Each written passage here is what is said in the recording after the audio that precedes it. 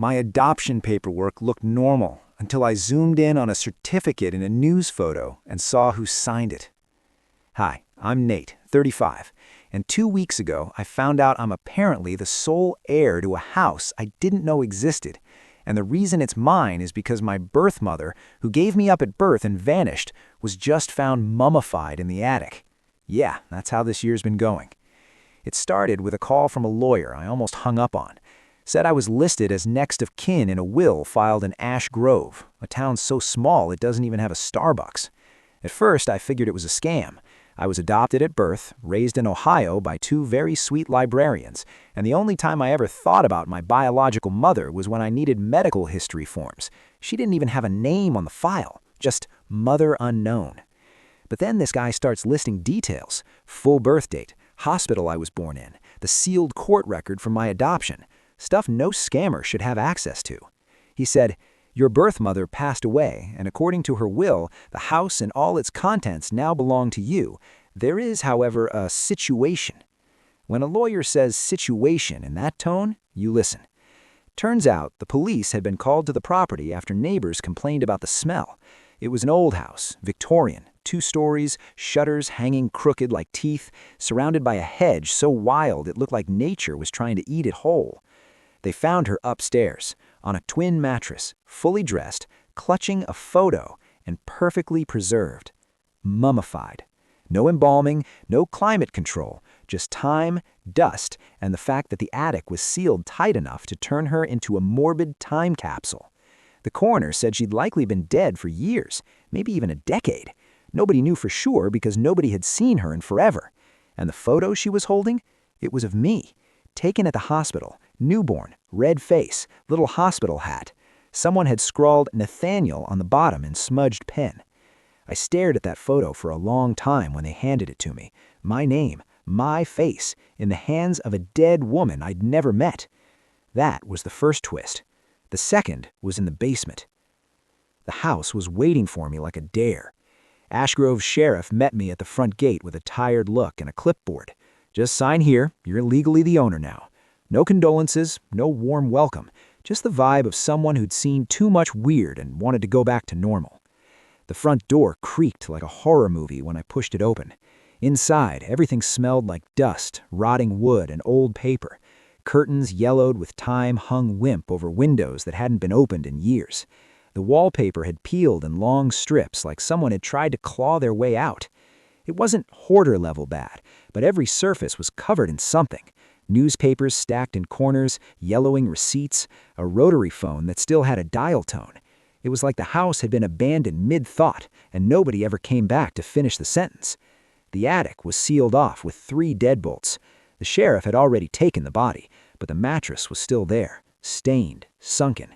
The photo was gone, replaced by a polite evidence card. I stared at the spot where her hands would have rested.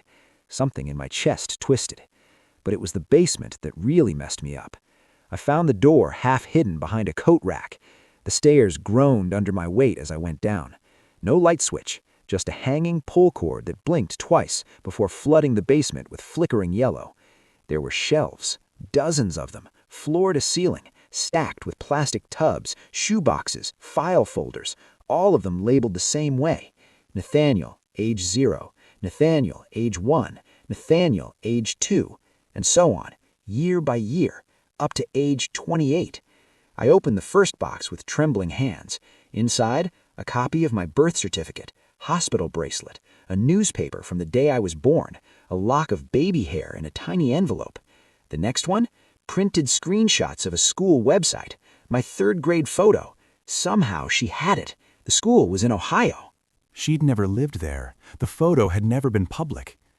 By box 5, I stopped pretending this was anything normal. She had tracked me, watched me, somehow intercepted photos, reports, articles, anything that mentioned me. There were printouts of my high school swim meets, a flyer from a theater show I did senior year, even a grainy photo of me in college, laughing with friends outside the campus coffee shop. I sank to the concrete floor, my back against the cold wall, holding a folder labeled Nathaniel, age 23. Inside was a screenshot of a LinkedIn post, my first job. She'd commented on it anonymously. Just a simple, proud.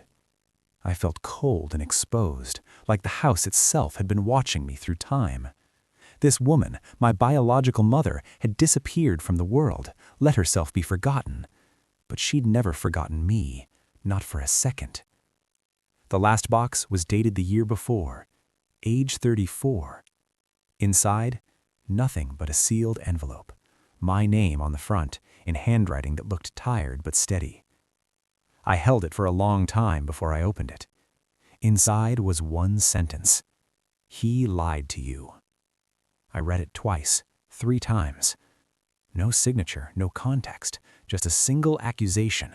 He lied to you. I stared up at the shelves.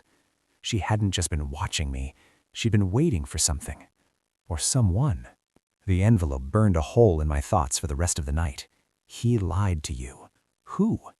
The obvious answer was my biological father, the man no one had ever mentioned, the blank space on every form I'd ever filled out. Even my adoption papers didn't name him.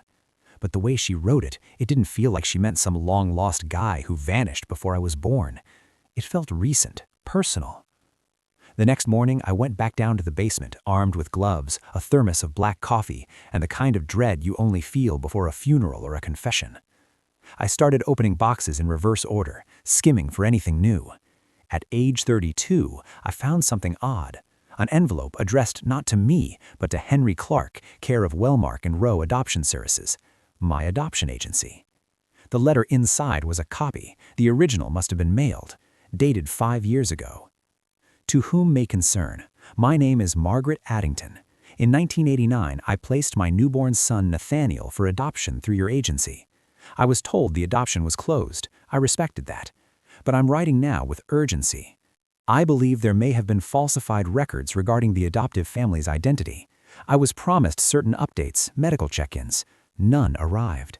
I hired a private investigator last year. He told me my son grew up in Ohio. His name was still Nathaniel. This letter is a formal request. I want to know who approved the adoption and why I was misled. I do not wish to disrupt his life, but I need to know the truth before I die. There was no reply attached, just the copy, and underneath it, a note written in the same hand as the attic envelope. They never answered, but I know who signed the papers. It wasn't Henry Clark. It was someone else, someone who had everything to gain. My stomach dropped. I yanked the folder marked Agency Contacts. It was full of notes, copies of letters, even a few printed emails from the mid-90s, and one name kept coming up over and over: David Rowe. The Rowe in Wellmark and Rowe. My adoptive parents had mentioned him once, said he was the one who handled everything personally. Back then, I thought it was sweet, a personal touch. Now it felt like a fingerprint at a crime scene. I Googled him from the kitchen table. The firm was still around, still operating in the same quiet part of Illinois. But David Rowe? Retired 2 years ago. I found a local article. Founder of Wellmark and Rowe retires after 35 years. The photo was a white-haired man with a thin smile and a firm handshake. He looked like every expensive private school headmaster I'd ever seen. And there, next to him, my adoptive parents, smiling, holding a plaque. The caption, David Rowe, honored by the Harpers for his role in building their family. My throat went dry.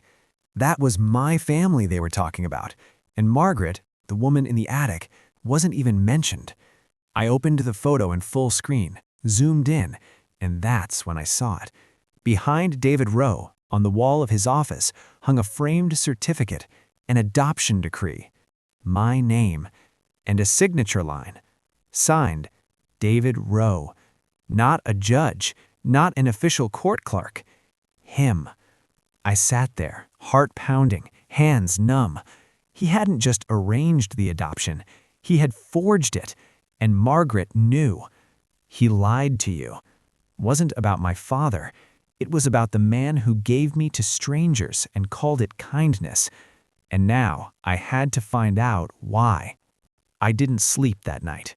I lay on the couch in Margaret's crumbling living room, staring at the ceiling while the old pipes ticked and groaned like they were whispering secrets. David Rowe had forged something, maybe everything. But why? To cut corners? To bury something? Was it money? Or was there something darker underneath? By morning, I had one plan: drive to Wellmark and Row and see if anyone there would talk. The office was a stone front building sandwiched between a dentist and an insurance agency. It looked clean, professional, deeply boring. The kind of place where you'd never expect to find fraud buried under decades of paperwork. I stepped through the glass door into a lobby that smelled like lemon cleaner and old carpet. A smiling receptionist greeted me with the polite cheer of someone who had already decided I was here to reschedule an appointment. "I'm here to ask some questions about an adoption handled in 1989, I said, trying to sound casual. It was mine. Her smile tightened a little.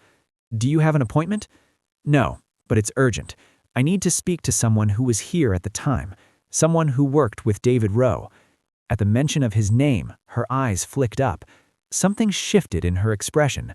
Wariness, maybe, or recognition. "I'm sorry. Mr. Rowe retired in 2023. We no longer have access to those records, and any questions about historical adoptions must go through legal channels." I handed her a copy of Margaret's letter. "She wrote this 5 years ago. You ignored it. I think it's time someone answered." The receptionist's face paled slightly. She didn't read the letter, just saw the name. "I'll see if Ms. Graham is available," she said quietly, disappearing down a hall. A minute later, a woman in her 60s appeared. Gray suit, short hair, eyes sharp enough to cut steel. "I'm Elaine Graham," she said. "I was David's partner for 20 years. Come with me." Her office was too clean, not a single paper on the desk, as if she knew one day someone would come digging. "I'll save you some time," she said, sitting. "You're Nathaniel Addington. You were placed with the Harpers in 1989. Yes, David handled your case. No, it wasn't legal." Just like that. Flat. Brutal. I blinked. "You're admitting it?" She sighed, folding her hands. "David was brilliant at certain things. Paperwork wasn't one of them. He had connections, judges who owed him favors. He wanted to speed things along. Get the kid into a good home, what's the harm? That's what he used to say. He thought if the outcome was right, the process didn't matter." I pulled out the photo from the news article. "He signed my adoption certificate. That's not legal." "No, it's not." "Why me? Why this case?" She hesitated, then opened a drawer and pulled out a faded manila file. "I shouldn't have this, but I kept it. Margaret called me once before she wrote that letter. She was scared." She slid the file toward me. Inside were photocopies of court transcripts, interview notes, a background check, and one sentence highlighted in yellow. "Birth father, David Rowe. Confirmed via affidavit, 1989. I stared at it. "No." Elaine's voice was quiet. "He got her pregnant. She was 19. He was 36 and her mother's lawyer. He pushed the adoption through himself, arranged the whole thing, told her it was better this way." My brain short-circuited. David Rowe wasn't just the guy who handled the paperwork. He was my biological father. The man who'd signed my life away like it was a formality because it covered up his own shame. And Margaret had known. That's why she tracked me. That's why she watched but never showed up. She'd been waiting for him to tell me the truth. But he never did. So she left me the truth in a box. And now, he was out there. Retired. Comfortable. Thinking he'd gotten away with it. I didn't remember the drive home. I just knew I ended up back in Margaret's house, my house now, standing in the middle of the ruined living room, shaking. David Rowe. The man I'd looked up to in a framed article, the man my adoptive parents had thanked for giving them a son. He wasn't just a lawyer, he was my father. And he'd buried it under a mountain of paperwork and silence. I collapsed onto the old couch, head in my hands. The letter, the photo in her hands, the basement full of boxes. She had known. All those years she watched me grow up from a distance, she wasn't just mourning the loss of a child. She was watching me be raised by the man who took me. It was starting to make sense, the way she never went public, why she never went to the courts or the press, because how do you accuse a powerful, respected adoption lawyer of forging paperwork to hide the fact that he fathered a child with a teenager and then gave that child away like a PR liability? You wait. You collect proof. And maybe you hope that someday your son will find it. I spent the next 2 days digging through every box in the basement again, now with a different lens. And buried in the one labeled Nathaniel, age 20, I found a flash drive. It was wrapped in an envelope with one word on the outside: "When you're ready." I plugged it into my laptop. It contained 6 files: a scanned letter to a journalist, never sent, a full background file on David Rowe's early career, Margaret's medical records, a notarized letter stating she had never consented to termination of parental rights, screenshots of a bank transfer David made to her in 1990 labeled consulting fee, and one audio recording. I clicked on it. Her voice crackled through the speaker, quiet, tired, but steady. "Nathaniel, I don't know when you'll hear this, maybe never, but I need you to know the truth. David Rowe is your biological father. I met him when I was working as a file clerk in his mother's law firm. He was married, twice my age. It was never a relationship. It was power.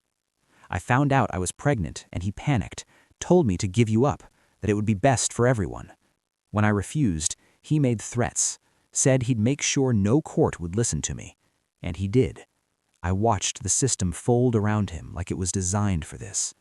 He handpicked your adoptive parents. Good people, I think, but they never knew the full story. He doctored the papers. He signed the decree himself. And once you were gone, I couldn't reach you, not without losing everything. So I waited. I watched. I collected everything I could. I wanted to protect you even if it was from far away. If you're listening to this, then you know. And I'm sorry I never had the courage to tell you myself." My throat locked up. This wasn't a mystery anymore. It was a cover-up. I sat in the silence after the audio ended for a long time. Then I stood up, grabbed my keys, and got in the car. I had one more stop to make. David Rowe lived in a gated community 30 minutes outside the city. According to online records, he'd retired to a house on the edge of a golf course. No kids, no wife now, just a legacy he probably thought was safe. I wasn't sure what I was going to say until I was parked in front of his perfect manicured lawn. I rang the doorbell. He answered in a sweater vest and boat shoes, his smile already plastered on. "Yes?" "Hi," I said, holding out my hand. My name's Nathaniel Addington. I think we should talk. I watched the name register in his eyes. The smile faltered. I don't know who you do, I said.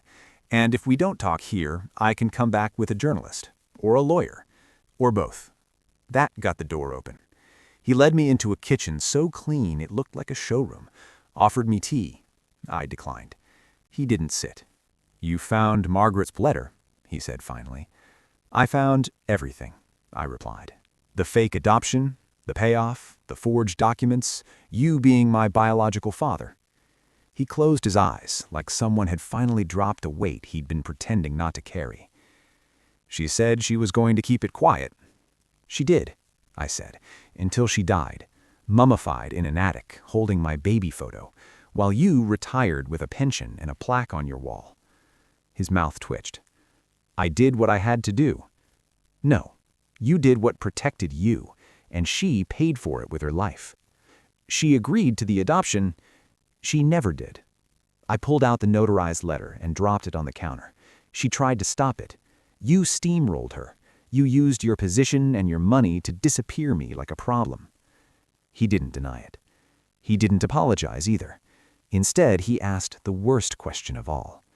What do you want? I stared at him. What do I want? I repeated. I want you to feel what it's like to have your name dragged into the daylight and not be able to stop it. I want the world to know what kind of man you are, and I want you to lose the one thing you spent your life protecting, your legacy. He looked me in the eye. For the first time, he looked scared. I'll make some calls, he said quietly. I can... Too late. I stood. This isn't about money. This is about truth. Then I walked out. He didn't follow, but the press would, and the courts, and I'd make damn sure of it. I filed the report the next morning. Elaine Graham gave a sworn statement. I handed over the flash drive. The journalist Margaret never sent her letter to? I found her. She remembered the name, said she'd always suspected something off about Wellmark and Rowe, but could never prove it. Now she could. The story dropped 3 days later. Respected adoption attorney accused of fraud, coercion in 1989 case involving biological son. It spread fast, too fast for David Rowe to get ahead of it. Every news outlet in Illinois picked it up, then national. They ran the photo, the one of him shaking hands with my adoptive parents under the plaque. Underneath it, the headline, "Father, Lawyer, Liar." The fallout came in waves. Wellmark and Rowe issued a statement, said they were shocked and had no knowledge of David's actions. They opened an internal investigation, suspended all pending adoptions, and promised transparency. David Rowe disappeared from public view. Retired judge names started showing up in articles, people who had fast-tracked Rowe's adoptions for years. One by one, those quiet shortcuts turned into loud legal violations. Lawsuits followed. Families came forward with questions they'd buried for decades. I didn't speak to the press, not directly. I let Margaret's voice carry the story, the recording, the files, her letters. She told the truth better than I ever could. But I did attend the first hearing, sat in the back of the courtroom while David Rowe walked in wearing a suit that suddenly looked too big for him. He didn't look powerful anymore. He looked like a man who'd finally run out of ways to hide. The prosecutor read the charges: fraud, perjury, coercion. And in the middle of it all, one line stuck with me. This case was uncovered due to the persistence and documentation left by the victim's biological mother, Margaret Addington. Not the mother of the child, not an accuser, but the victim. Someone finally said it. I looked down at my hands, the same ones that had once held that envelope in the basement, and whispered, "You did it." Wherever she was, I hoped she heard me. After the hearing, I didn't go home. I drove straight to Margaret's grave. There wasn't a headstone yet, just a simple marker stuck into the winter-hardened ground. Margaret Addington, 1970-2024. I stood there in the cold, hands buried in my coat pockets, unsure what to say. How do you thank someone who gave you life, lost you, and still found a way to protect you years after her death? I knelt beside the marker, cleared away some dead leaves, and finally said, "I'm sorry it took me so long to see you." A few days later, I started making calls, not to lawyers, to contractors. Margaret's house was still technically mine, but it wasn't livable, not as it was. Cracked pipes, mold, decades of rot clinging to the walls. But the bones were solid. So I did what Margaret had done for me. I preserved the structure, kept the basement shelves, the boxes, cleaned them, restored them, had them sealed behind a glass wall with climate control and a small plaque at the top, "The Watcher's Archive," in memory of Margaret Addington. Then I turned the house into something new, a shelter for young women navigating crisis pregnancies, legal support, housing, counseling, not a whisper of shame, no pressure, just options, truth, and safety. I used part of my inheritance, partnered with 3 nonprofits, and quietly renamed the initiative Project Margaret. People came. A girl named Leela, 17, with a black eye and a hospital bracelet still on her wrist. A college freshman who didn't want to tell her parents. A woman in her 30s trying to escape a man who kept changing her phone passcodes. They came because they heard the story, because someone had watched a child grow up from the shadows and still believed he was worth fighting for. Every week, I light a small candle on the windowsill upstairs. Every week, someone new asks who Margaret was. And every time, I tell them, "She's the reason I'm standing here. She didn't get her ending, but she gave me mine." 3 months later, I stood outside a courtroom again. Not for a trial. This one was quieter, administrative. Just me, a judge, and a pen. Margaret had never been listed on my birth certificate. It had always been blank under mother's name. Now it wasn't. The judge signed off, slid the new document across the table. Margaret Addington, mother. I stared at the paper, felt something in my chest finally click into place, like a lock turning, like a door opening. She had been erased, hidden, forgotten by the system that protected men like David Rowe, but not anymore. Now her name was permanent. Later that night, I sat in the attic of her old house, clean now, painted, the mattress long gone, just a reading chair, a soft lamp, and the sound of wind tapping against the window. I pulled out the photo she died holding. My face, red and wrinkled, newborn. The edges were frayed, but the handwriting was still clear. Nathaniel. She named me. Not the agency, not the lawyer. Her. And after everything, lies, silence, loss, she still wanted me to know I was hers. I whispered, "I know now." And for the first time in my life, I believed it. Not because of blood, but because she stayed, even when she couldn't be there, even when it hurt.